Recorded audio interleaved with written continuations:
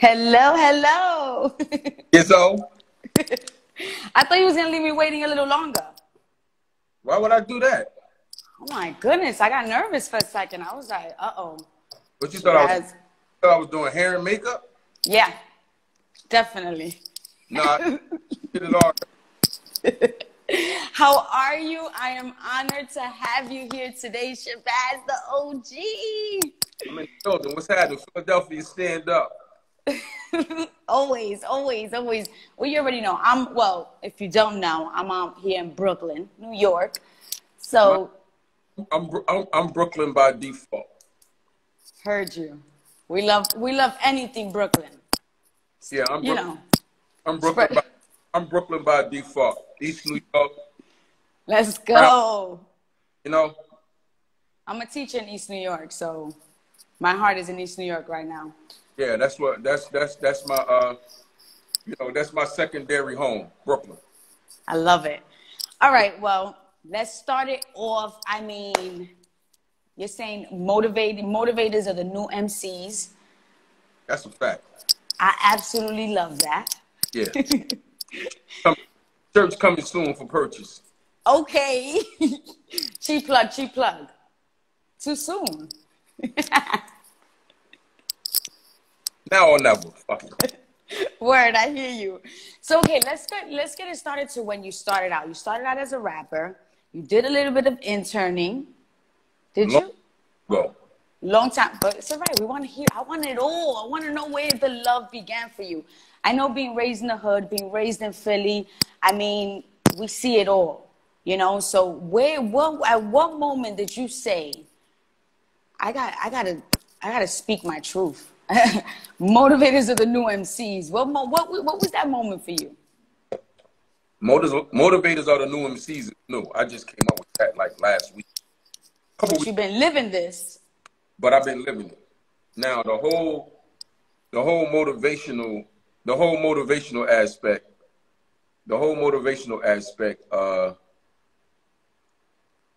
I didn't plan that. That just happened. You know, I'll forever have to salute Meek Mill, because, you know, that's my man. But Meek is the first person to ever repost something that I said on my Instagram that went viral. And after he did it a few more times. He posted my videos a few more times. So I was getting a lot of burn, like back in 2016, 2017. I was getting a lot of burn on Meek's page because he was reposting me a lot, and then everybody else started doing it. My man here, Mike Gardner, from Headliner. Mike Gardner was the first one to have Baller Alert repost something that I said. So what wound up happening is, like, culturally, I was becoming popular throughout the hip hop street circuit. And then I started getting messages and DMs from like teenage boys who was telling me that, you know, they look up to me. They don't have anybody to guide them, so they come to my page for guidance. Then I started getting messages from women with relationship problems, and then men.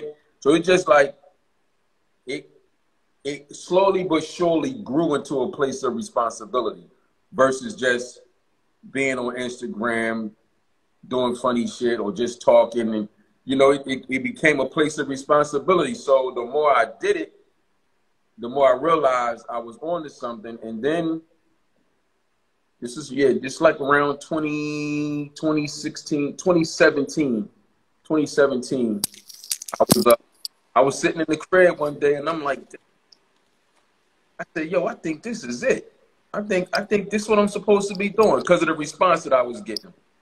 So I called my man Q Parker from 112. I called Q and I'm like, yo. And I'm like, I'm whispering. I'm in the house by myself. I don't know what. So you think you want us to be like, what's up? I said, I think I found my purpose. He's like, what? dog, I found my purpose. He was like, what you mean? I said, what I'm doing on Instagram. And I'm getting so much response behind the scene, like in the deep, talking to people and really on the phone with people, you know, like really getting on the phone and talking people through situations, real life situations. It became more and more repetitive. And then what really did it is when I started getting like grown ass black men that was telling me, yo, I like the fact that you're approaching. You make me feel comfortable talking to you. And you know, in our culture, that's not a popular thing. Men salute another man. You know, we go, you know, we be on that, man. I ain't hollering at that nigga, man. That was one of my points I wanted to talk on too. Yeah, it's like, man, he might stun on me, but it was never that. Like, I really have talked to men who was on the brink of some very violent acts. And I've gotten messages like, yo, I feel like I'm about to do X, Y, and Z to my wife. I feel like this is about to happen, and I don't want to talk to nobody but you. And I might not see that till the next day. And I'm like, oh, shit, let me hurry up. Yo, hold on. For real, right? What's happening?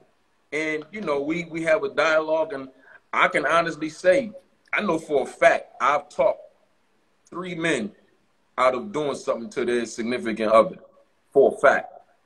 Because they was, and I'm talking about these men was on the phone crying. Like they was ready to go there. You know, so once it became like, okay, I talk heavy, but I tell the truth. I keep it 100. But then now it's like, you got to be responsible with your dialogue. So then I just started making sure I was more careful, because in the beginning, like people that have been following me from the beginning, like I used to curse a lot. I used to talk like I was on the corner. But then I started realizing a lot of women support me. And a lot of people with younger, that have young adults and teachers and educators. And I'm an educated guy. I never been to college, but I graduated high school. You know, I like to consider myself intelligent. And I have somewhat of a decent vocabulary. So what I didn't want to do is I didn't want to be known as the guy who keeps it real. You know, he be telling the truth, but he's too abrasive. He's too vulgar. He cursed too much. And I didn't want to turn, especially women. I love women. I ain't want to turn women off. I didn't want people to be like, damn, he be talking that shit, but he's too harsh. You know what I mean? And I didn't want to adapt that reputation. So I continued to keep it 100, but I just toned down my vulgarity and my language. And ever since then, it's, you know, now I'm sitting here with you. Well, I must say, you made so many, there's so many little gems in what you already said. When you come out and say, it's because I'm learning this myself now. It's not about how you say it. It's not about how you're reacting. Well, no, it is about how you're saying it.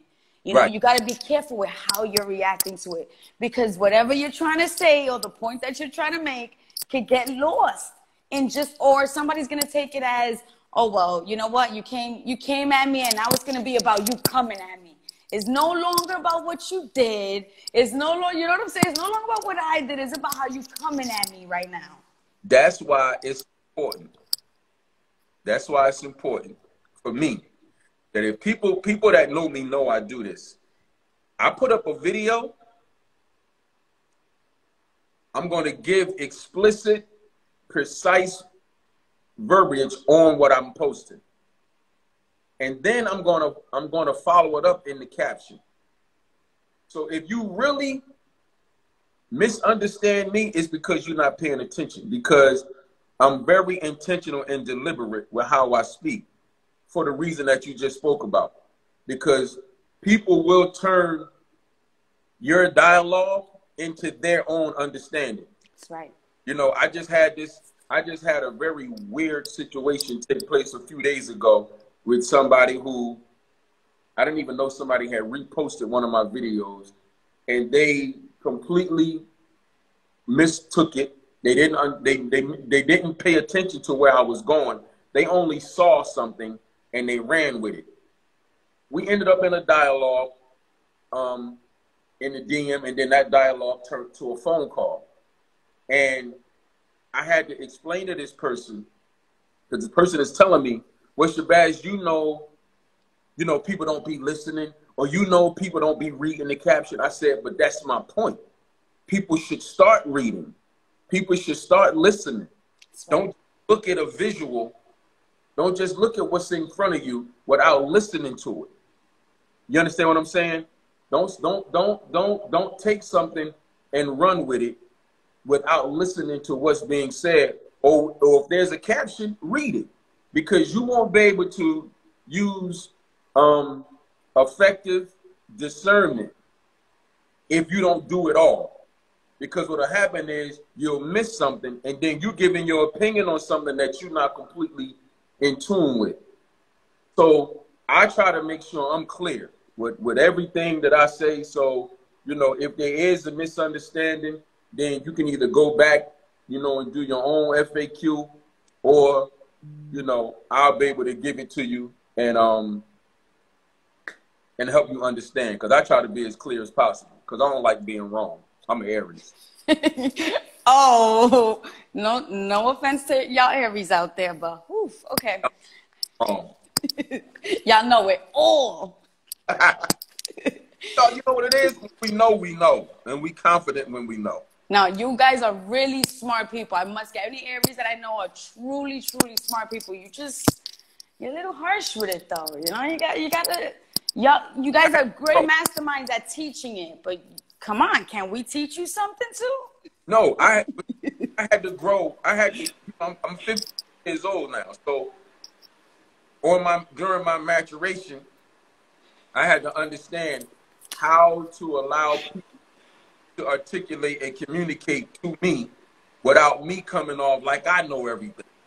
I'm confident in what I know, but sometimes I had to teach myself. Honestly, I had to teach myself it's okay to take other people's perspective, because your way is not the only way of looking at something. Even though you might be right, there still could be other additional rights. You know what I'm saying? That's right. I teach myself that.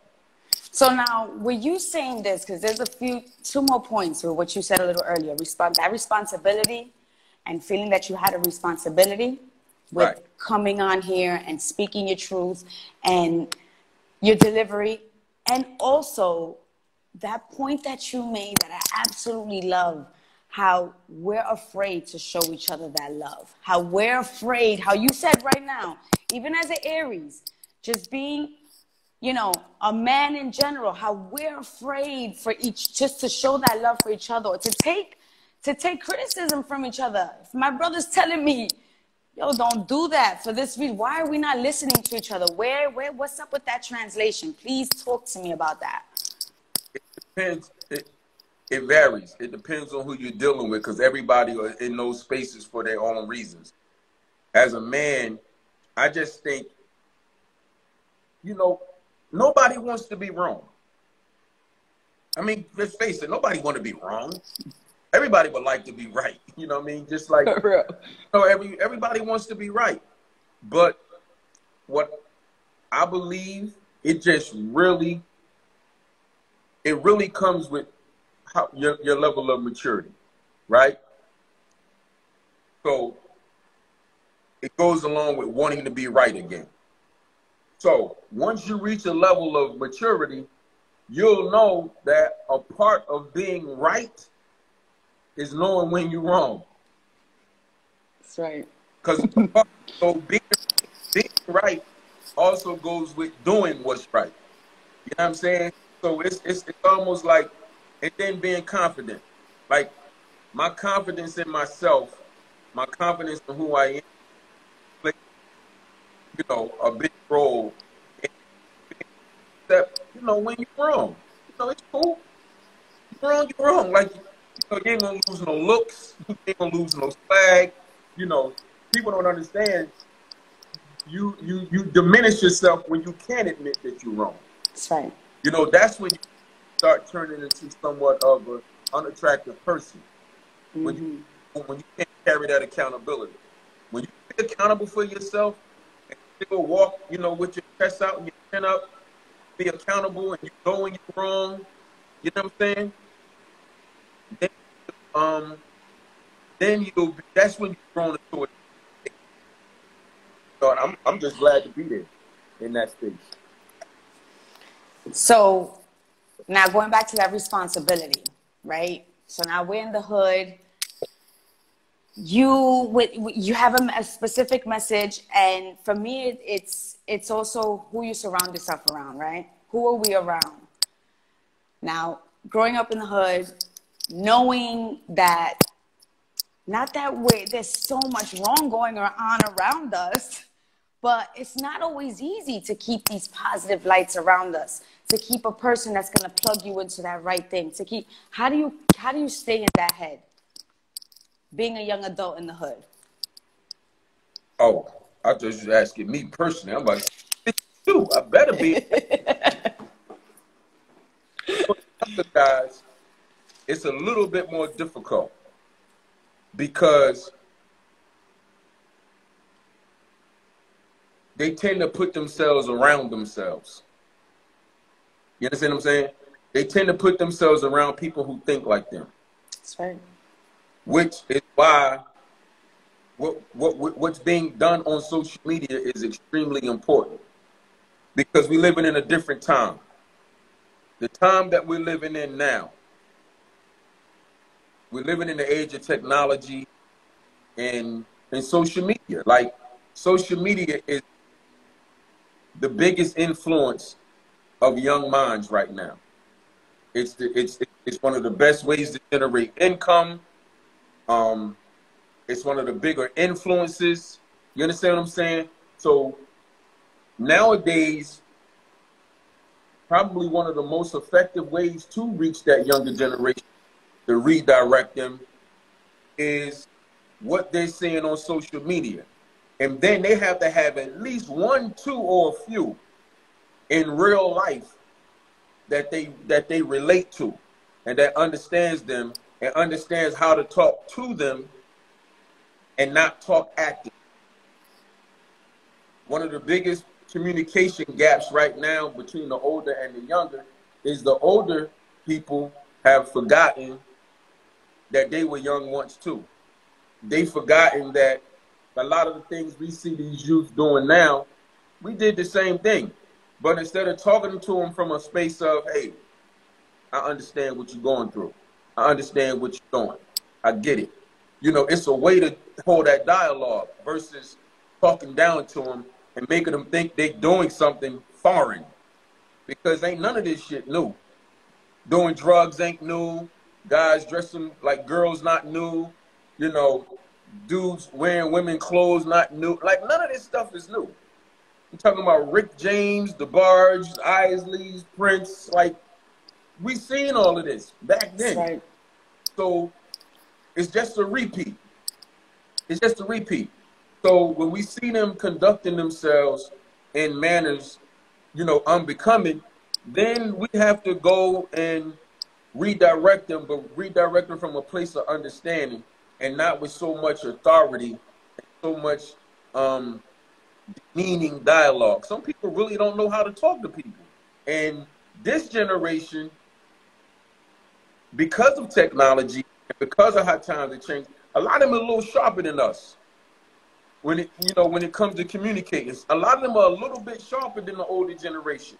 So if you got a young person that already think they know more than you, you know, outside of the regular thinking they know everything, I'm talking about like legit may know more than you, and you don't know how to talk to them, then you're not going to reach them. So it's really about social media being a place of responsibility, not really being on here misguiding them, especially if you got a voice. If you have a voice and you have these kids' attention, you have to be responsible with what you're giving them. And that's a responsibility. Yeah, because, you know, they watching, they listening. And more of them than people know or believe really want somebody to lead them and guide them. A lot of them want that more than people believe. Oh my God, yes. Because people don't, but see, I know it because I get them. They talk to me all the time. So I know as teachers, the way kids take to routine, the way kids, it's the smallest things. Like, I went to bed last night at this time. I take a bath at this time. I eat dinner at this time. You see that with the younger kids. With the older kids, but the routine, the discipline, they yearn for it. It's so insane that we think they don't want to be told. No, they do. Like, people have to remember, especially parents, like, you had this person. This person came out of you. You the mother, this person came out of you. You the father, you created this person. Like, they were born to look up to you. They were born for you to lead them. Like, that's the natural cycle of life and growth. That's what they were born to do. They were born to be led until they can't. They were born to be led until they can lead. You understand what I'm saying? So when you're not leading them, you're taking them out of their natural cycle. So of course that's what they want. They were born to receive that. So when they don't get it and they tend to stray, naturally they're looking for it. They might not even know that they're looking for it, but it happens in their actions. And then when they get it, then they realize, okay, this is what what I needed. Okay, cool. But you got to give it to them, though. You got to give it to them. And I needed to go this direction with the interview because I need people to see. We need to show that we need more leaders out there. The youth needs to see that we're here to teach and we need to be the ones to be the teachers. Now, getting into the rap game and what's going on right now and everything, it all ties into this. I spoke to DJ EFN this summer, right? You were just there at Drink Champs last month, right? Mm-hmm.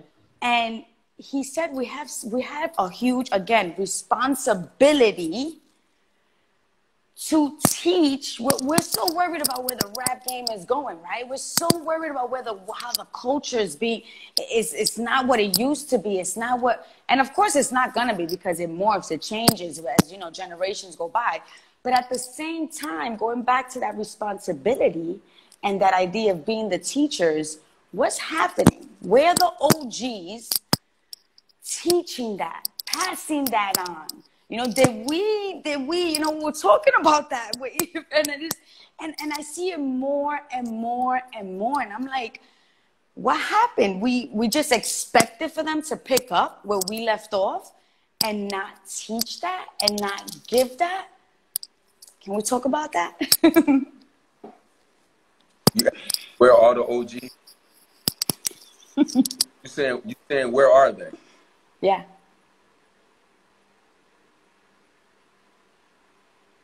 They're around. No, they're there. But that teach aspect, that when we're telling kids, or we're saying the music don't sound, or what happened to the culture, or we're ruining the culture. Talk to me about that. Check this out. Watch this.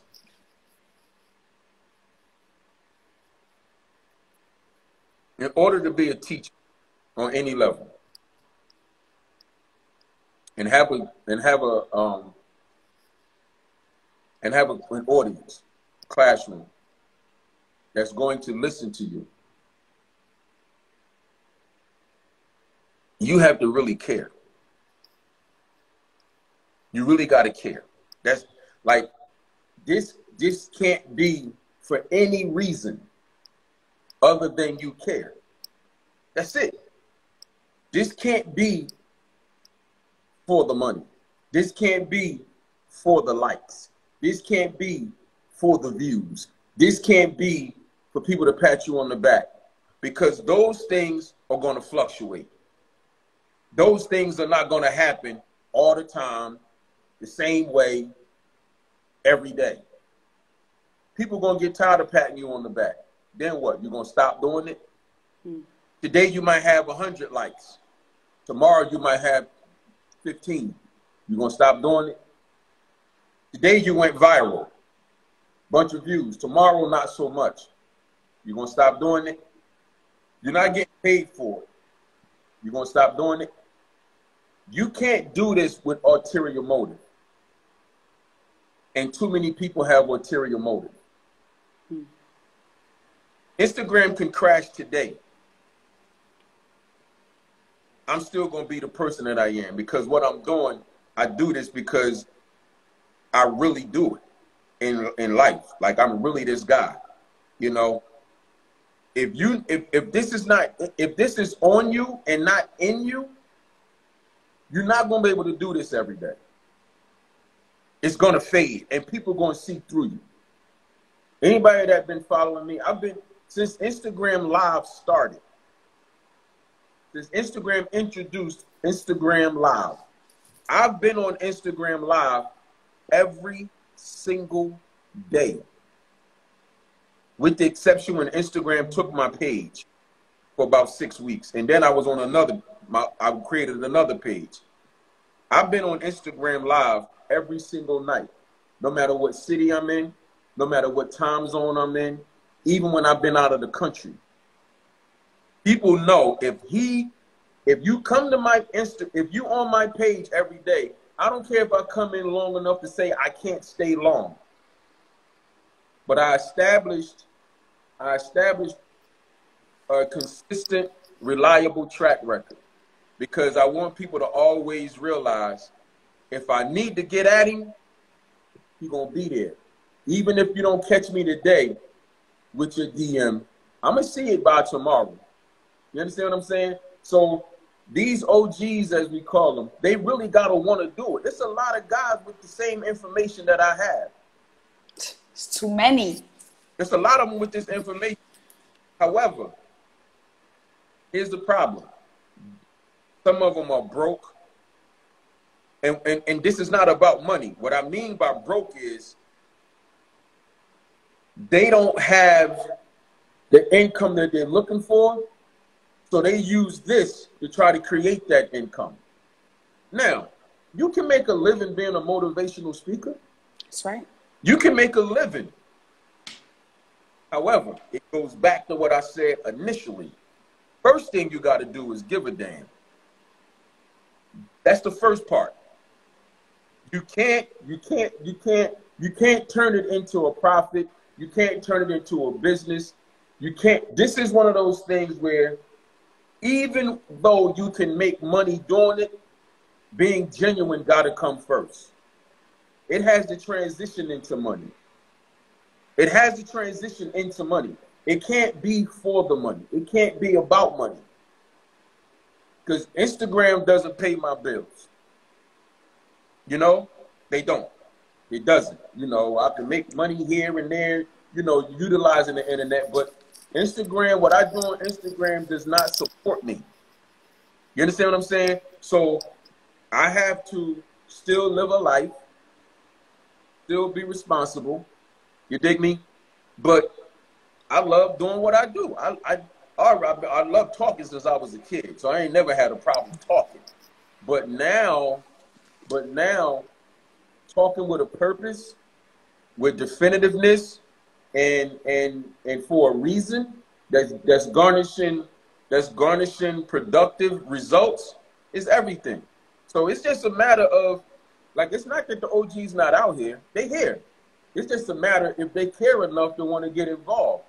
Because we see a lot of them with platforms. But they're not doing what I'm doing. They're not doing what Billy doing. They're not doing what Wallow doing, Tony Lewis. You know, a lot of these other guys, they're not doing what we're doing. You know, they're actually pushing the youngins further into the space that they're in because they're just doing things for attention, these guys. And it's dangerous because some of these kids really look up to what makes them feel good. And what I mean is this. If you already got a misguided youth, a misguided young adult, and they already infatuated with dumb shit, they already feel good doing goofy shit, they already feel good doing reckless shit, then they find a dude on the internet that's older than them that they like. And this dude or these people are into the same thing that the younger person is into, and it's making them feel good about themselves. And they're going to gravitate to that. That's not productive. It's misleading and misguiding. Again, we're going to talk, the whole conversation going to be about responsibility. That's what I like. It keeps going back to that. Because you can't escape it. That's right. You can't escape it. You can't escape it, Jacina. Give me 1 minute. We got to take a laboratory break. I hope y'all locked with us. Shabazz the OG with nothing but, I'm telling you, I told you guys he's going to come with the truth. How many of you guys agreeing? Agreeing. Give us a sec.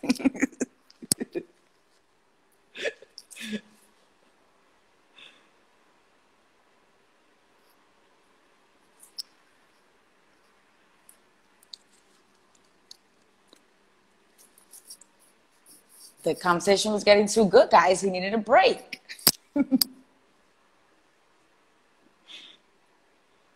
You agree, right? I totally agree with what he's saying. Because we want to know. We're so worried about where rap is going. We're the ones that have been guiding rap for all these years, right? To make sure that they're on the right track. To make sure that we get the music that we want. Oh, and he's back. Yeah, I'm back. You know, all I do is drink water all day. So there you have it, yo. You don't understand, man. That water be like, listen, I want to get out. And right now. Yeah, the water not going to wait. It's coming out. Willingly, unwillingly. So back to what we were saying. Now, I wanted to get into that, you made so many great points the other day on one of your lives. I mean, all your lives. But you were specifically talking about how they're using the rap game now, how we're using social media in the rap game, and how you can't be doing the illegal and then trying to make money in the rap game, and it's just not translating well. But again, it goes back to what they're seeing on social media, and it's getting really scary out there for these kids. Like really, really, it's really scary because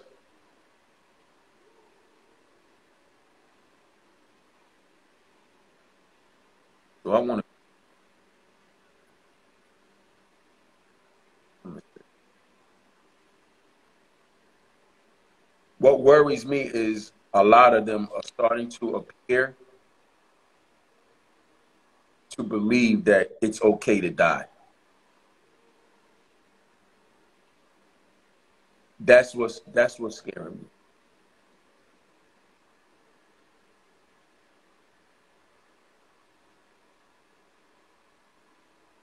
I listened to it, Quando Rondo, that has some, part of the whole King Von situation. And I saw something, a post, that was allegedly something that he quoted. He said, it was along the lines of, I'm ready to leave my baby behind. I'm ready to die. And then I saw something else that was supposed to be, I think, NBA YoungBoy. That said, who said a man, well, fighting makes you a man. Fighting don't make you a man. Killing somebody. And that's the only thing about this generation that's different from our generation. Our generation, even in the street, we had rules of engagement. That's right. We had rules of engagement. People's mothers weren't disrespected. Grandmothers weren't disrespected. Older women, old people on the block. It was just certain things that just were not done. That's right. It's just certain things just didn't do. Like once upon a time, like if you was known to be a good dude that go to school, like you couldn't hustle. You couldn't hustle. Like, you couldn't come on the block talking about you selling drugs. Somebody might really kick you in your ass, literally. Somebody might really put their foot in your ass and tell you to get off this block. Literally.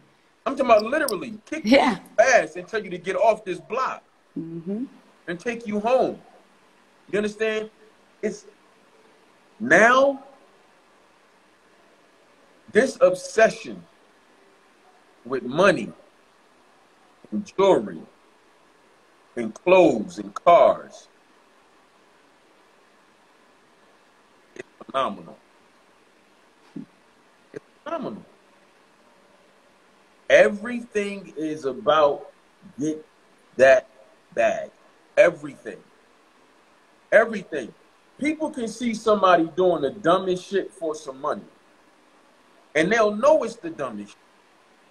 And they'll say, I'm saying though, they're getting that bag. Yep. They're getting that bag. And again, back to the R word. Unless we get more people that genuinely want to be responsible, it's going to be some kids saved and it's going to be some kids not. And I understand that that's how the ecosystem works. But everyone should be able to say, I did my best in terms of guidance. If you can't, if someone asks you about your platform and you say my platform ain't I'm not here to be nobody's role model. I'm not here to be nobody's teacher. If that's what your platform is, or and you say that about your platform, then you're part of the problem. That's right. Now, let me make something clear when I say this role model shit. It's a difference in placing a role model tag on somebody. Right? Just because LeBron James is a basketball player, just because Jay-Z is a rapper, you can't make them your role model. They have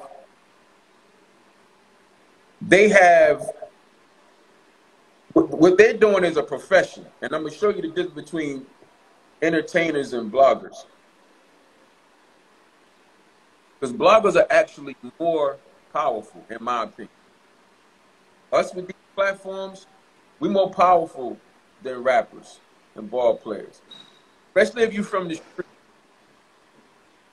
Because dudes in the street are the ones that set the tone for the rappers.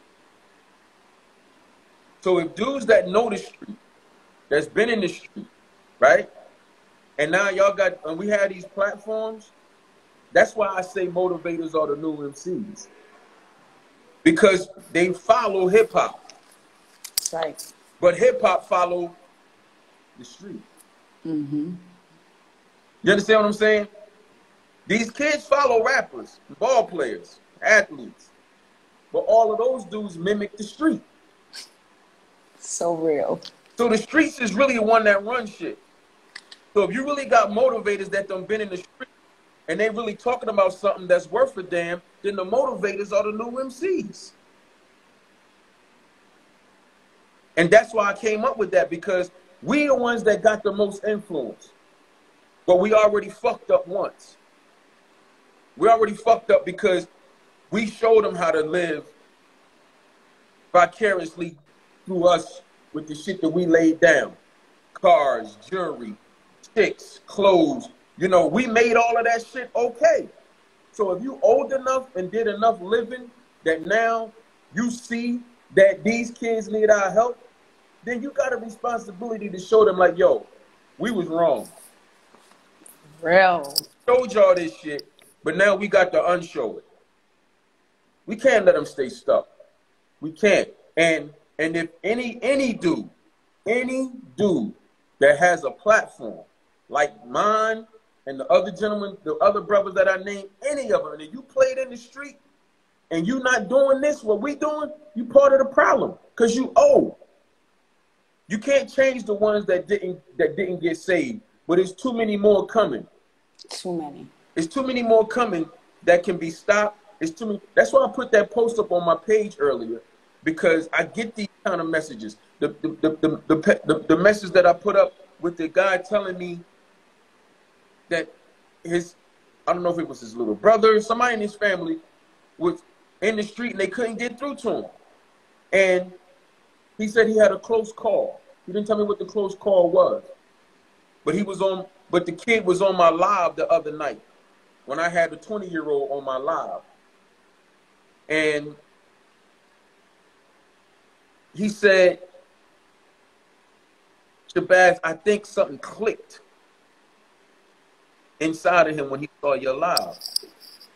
See, we got to be okay with if you get one. Don't be oh my God. How you can save everybody at one time. Like, nah, be happy, be satisfied with however many lives you enhance, redirect, or change. You got to be happy with that. Again, it can't be for status. It can't be for clout. It can't be for none of that. It can't be for none of that. It really got to be done in confidence and being able to be okay with one, two, or a few. You got to be satisfied with that. But these dudes, really, they got to care, man. Like, you can't, it's just a lot of shit that we see that we shouldn't be seeing from guys who know better and that could really be doing better and showing these guys something different.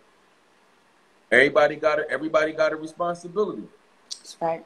And either you're going to assume your responsibility. Man, I love it. I love it. And I thank you so much. I mean, hold up.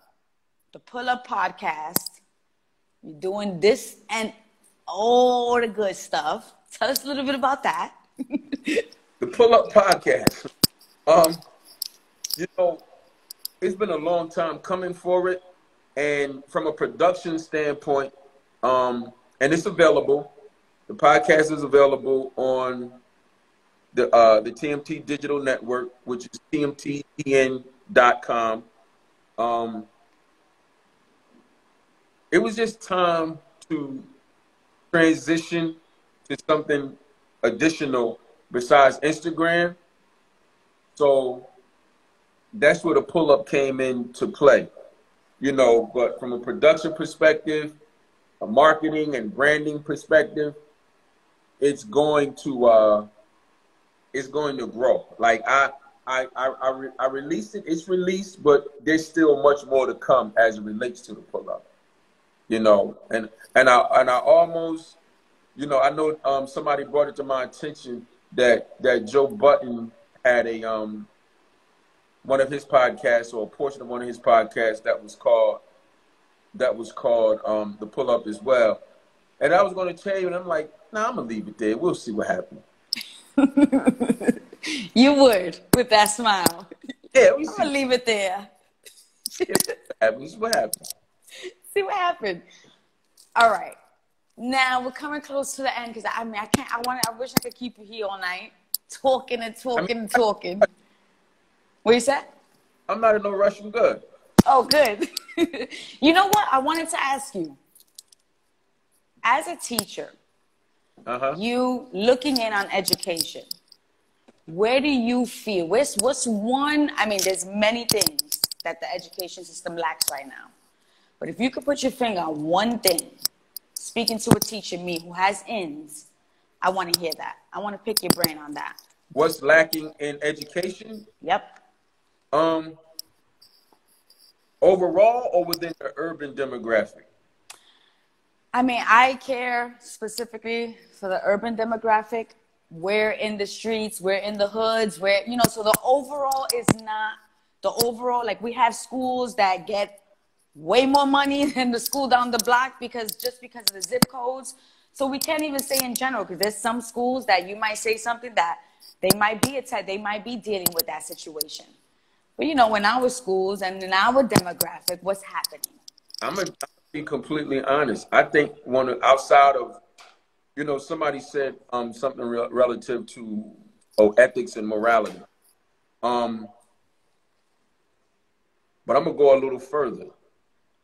I believe if real history was taught, if our children, black and brown, black especially, indigenous, if we were really taught about our greatness, if black children were really taught in school about how much black people have contributed to this country, how much we have invented, how much we are responsible for, I believe it would instill a different type of drive. I believe it would instill a different type of confidence. I believe it would instill a different level of belief in themselves. I believe our children are taught just enough to feel like you can make it. Just enough that you can make it. Not necessarily succeed. Yeah, you tell, oh, you could be anything you want to be. No, you can't. You know, let's be realistic. Everybody can't be anything that they want to be. But to me, that's like putting a Band-Aid over a bullet wound. That's so open-ended. That's so broad. That got so much depth and range. You can be anything you want to be. How about telling them, you see this classroom? Damn near everything in this room was invented by a black person. Tell them that. Yep. That'll make them feel like I can do it. Don't wait for a black president or a black police chief or a black congressman or one black person who did. See, if you want, you could be that, because now they got to feel like, I don't want to be that. So now what? What if they don't want to be that? Mm-hmm. You know what I'm saying? What if they don't want to be in politics? What if they don't want to be a basketball player? What if they don't want to be, you know, a police commissioner? We invented everything damn near in existence. You understand me? Therefore, I believe if schools could do anything, if I said do one thing in school, I would say teach real history to our children. And like you said, I like that you were specific about that, because the history, we are changing it. They are, you know, really, and we have to stick to the books, because remember, there's a Regents test that they take in the end. So all these tests are built for them to know a specific thing. So it's like we can dib and dab as much as we can, but we got to keep the focus, because at the end of the day, those grades matter not only on the kids, but on the teachers as well. Right. Besides that, though, you made such a great point when you say the greatness, because it's beyond slavery. Okay, we went through the slavery and we made it past that. And when we made it past that, where did we get to? Where are we now? What have we recreated? Why is it possible for a black woman to be vice president? That's not something that they just broke down that door now. No, right. There's a bunch of events that led to that. You know, this is the victory to a long story. Absolutely. So I like the way you put that. Yeah, I mean, there's other layers, but if I had to narrow it down to just one thing for the sake of dialogue, that's what it would be for me. And a close second, like neck and neck, I wouldn't allow our children to be exploited for their athletic ability. Because a lot of our kids are outstanding athletes, but they're subpar students. And some parents and families allow them to be that way simply because they're looking at the child as a meal ticket. And then what happens is when they get drafted and go pro, now you have a young black kid who has had his family around him his entire life.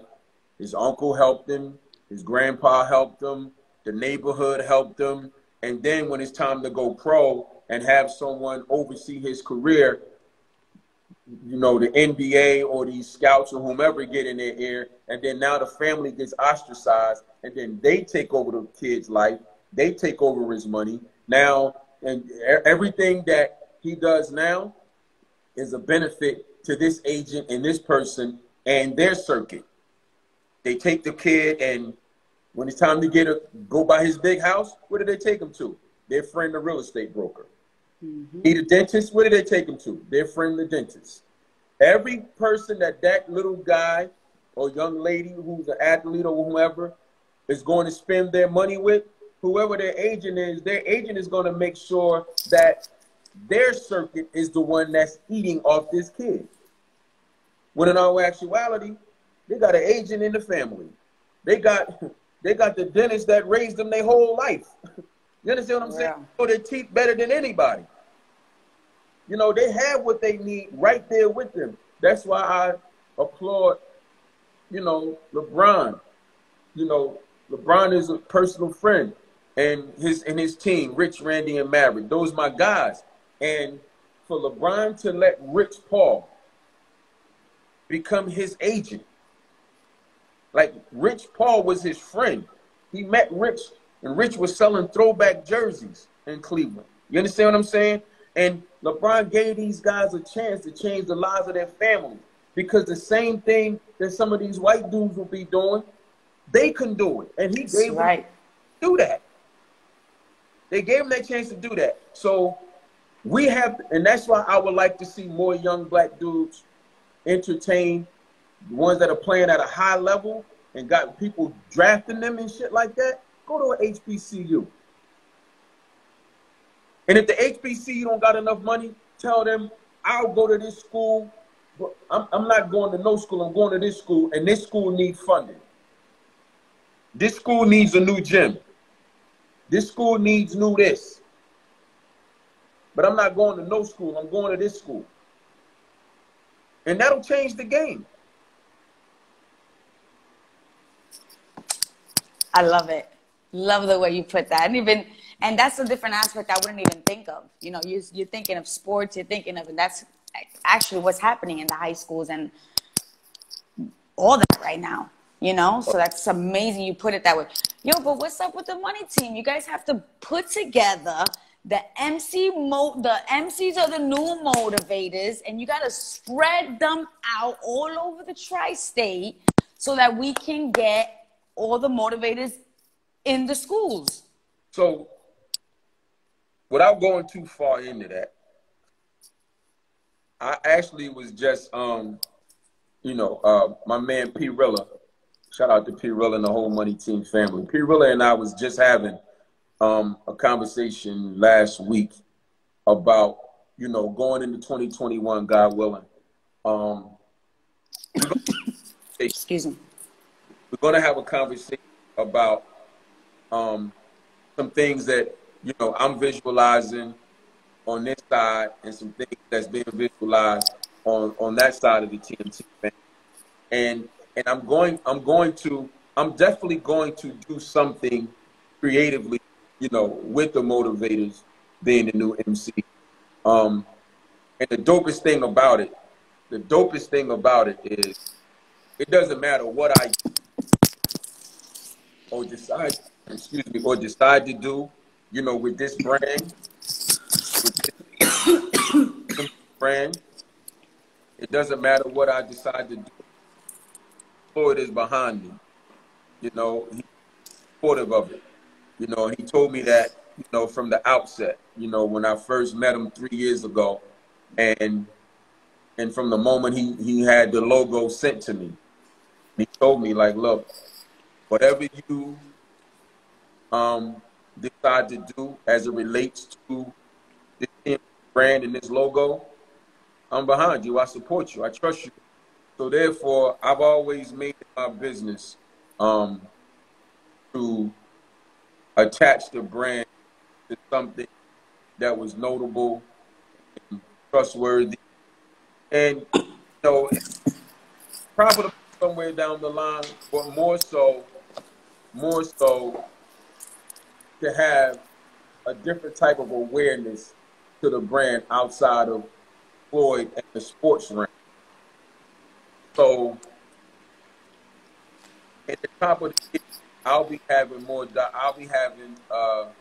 more dialogue about my brand, Shabazz The OG, more cross branding with the money team. For sure. For sure. How did I know that? That's that's coming. All right. Now we're definitely gonna close off with this. Okay. Now with this whole, I'm a girl that grew up watching boxing. The art is something that's like, it's a beautiful thing. What's happening with these Jake Pauls, this one Paul, this? So when I see this whole boxing thing, right, that this guy now all of a sudden he's a YouTuber, that now he's fighting some people here and there, and I'm like, what are they downplaying? You know, the whole art of boxing?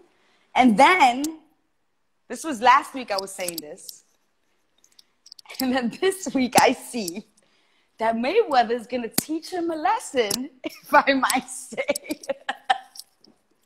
That it's not something we play with. This is an art. And he has to sit down. Or am I getting too ahead of myself with this?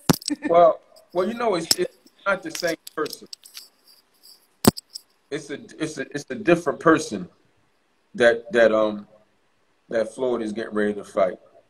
But and I think they're calling it a super expedition or a big expedition. Like Yeah. When Floyd fights, you know, like the McGregor, this fight, when he went to Japan last year, the year before, or China, whichever one it was, Japan, I think. Floyd's a businessman. So this is a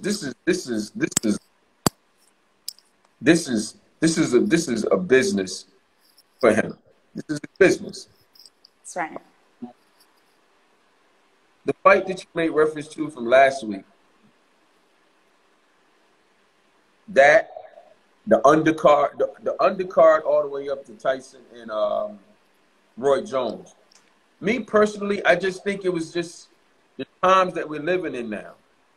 Exactly. People need entertainment. Totally. People want to be entertained. I don't care if they do know it's fake or it's bullshit or it ain't a real fight or whatever it is. For real. People want to be entertained. So I mean, it was great to see both the kings in the ring together at the end of the day, regardless of, you know what I'm saying? That was great. Yeah, so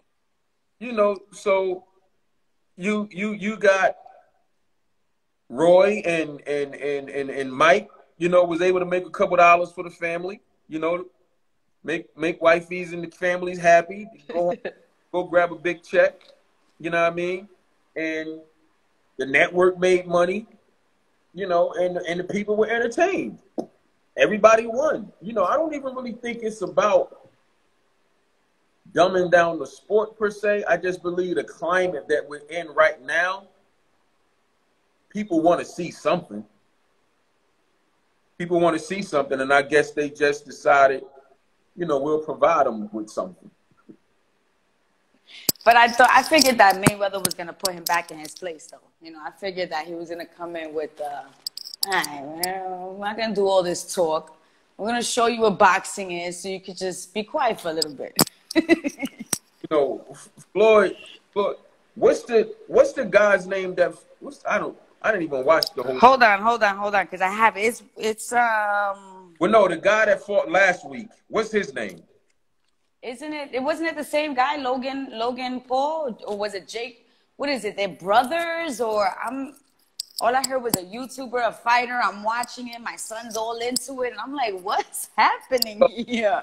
Floyd is fighting Logan Paul. Yeah, Logan Paul. So I think the last dude's name was Jake. Jake. So that's the brother? Oh, I don't know. They're all Jake Paul, Logan Paul?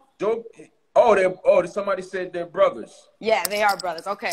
Just making sure, because I'm fuzzy with this too. Okay, so Jake fought Nate. Mm-hmm. He beat Nate. Okay, well, Floyd can ready whoop his brother. The the family not about to get 2 medals in the same year. Hello. Or I mean, not overflowing. Let's just leave it at that. So I was excited. I was like, oh, what do you know? A real boxer to come sit him down. That's not gonna happen. That's the family not gonna have 2 victory laps. That's not happening. Not on Floyd's time. Yeah, no, that's not on that money team time. No, not at all. Yo, Shabazz, this was amazing. I want to thank you for being responsible.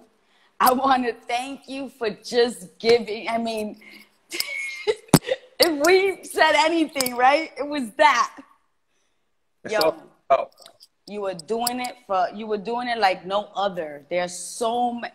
Right now, we need voices. We need leaders. You know, I remember reading, you know, when everything was happening with the Black Lives Matter, still happening. Let's not, you know, I'm not trying to wash that out.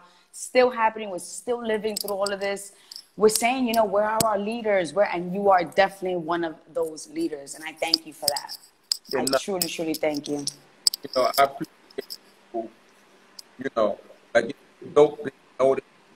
you know, especially with, you know, especially when you're doing more than anything, because, you know, it's what you got to do. Like, I like talking to people. I like making people feel good. And I really do. Like, I like it feel good to me. Feel good. So recognize for something that I would keep without social, you know, recognize, you know, amongst my other people, and people still find a way to say, yeah, a lot of people doing it, a lot of people doing it, a lot of people doing it, but man, you do it different. And sometimes I don't really know what I'll be doing different. I just be being myself. But, you know, I do know that I'm a guy.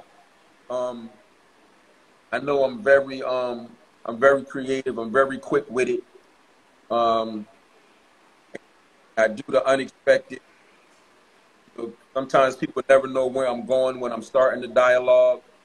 People never know, you know, how the dialogue going to end. They don't know what to the dialogue.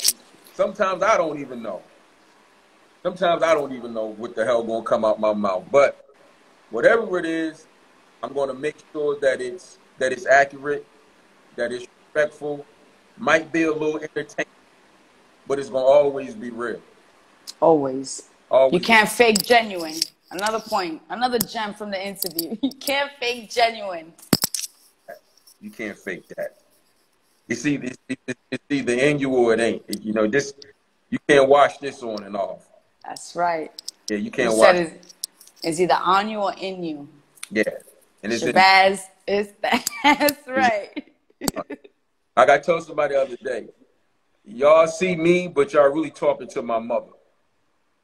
I love that. You know what I'm saying? Y'all watching me, but y'all really talking to my mother, because that's where this comes from.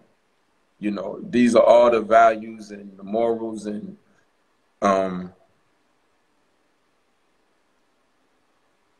like my mom, boy, she did the damn thing, you know.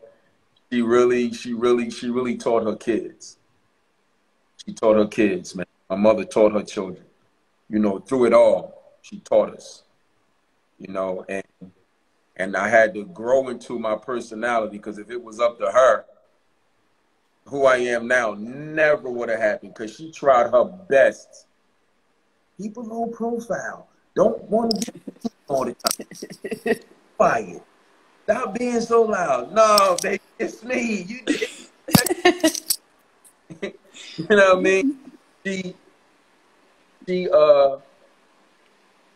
My brother, so funny, because I'm the oldest out of my mother's 6 children. And my brother Kevin is 6 years under me. And everything that my mother wanted me to be, I'm talking about the guy that she wanted me to be, quiet, reserved, penny loafers, Argyle socks, polo shirt. That's who she wanted me to be. That's who my brother Kevin is. So she got what she needed. She got the son. She got the son that she was looking for. Because when she had my baby brother, it was right back to me again. Just like me.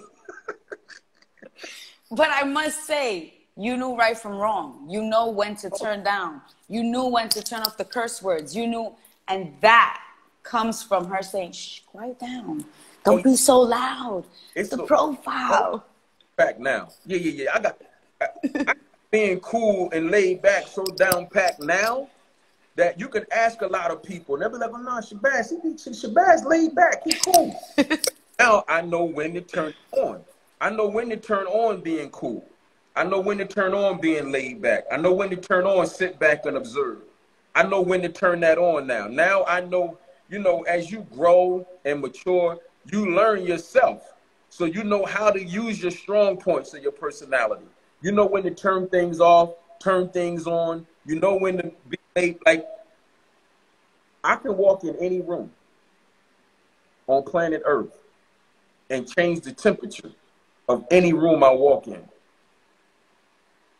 Any room I walk in, whatever I want that room to feel, that's what that room gonna feel.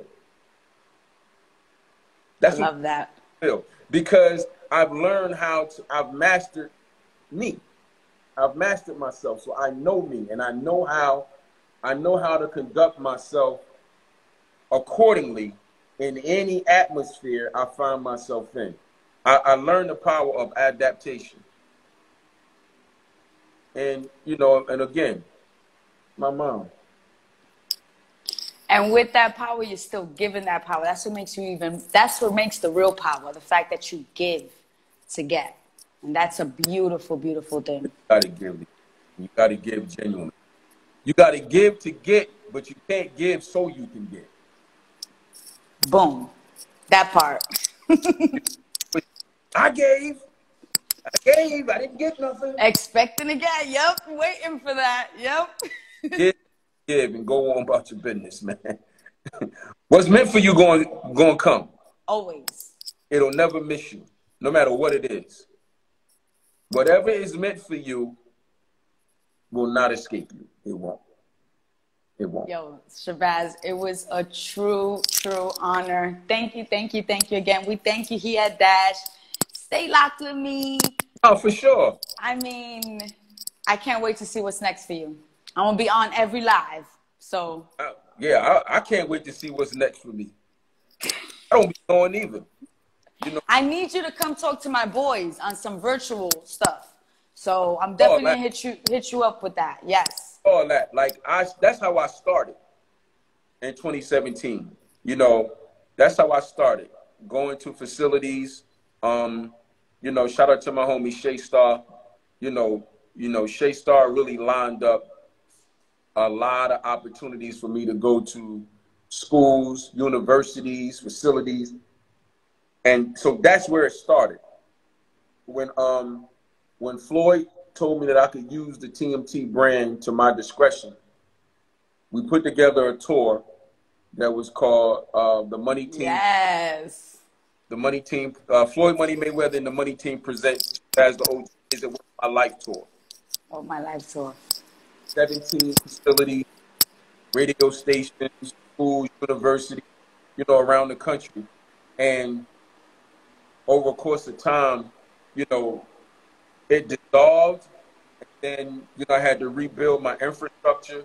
And then by the time this infrastructure really got solid again, you know, now we was going into COVID, you know? So now I'm glad that over this course of time, the platform has continued to build, continued to strengthen.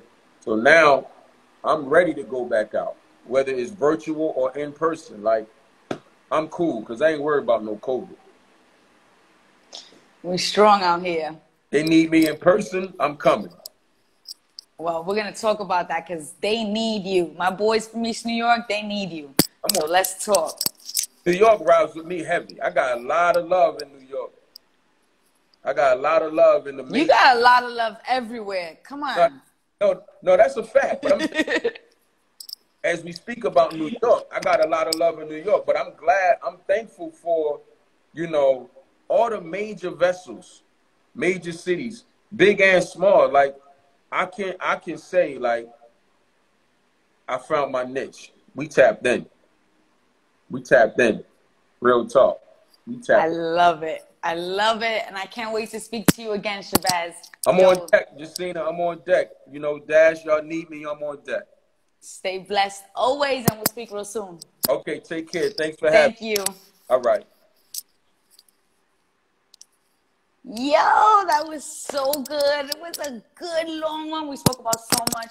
Y'all stay locked with me here at Dash. Justina Love, Dash Radio. That was Shabazz the OG. I mean, we out. I can't say no more.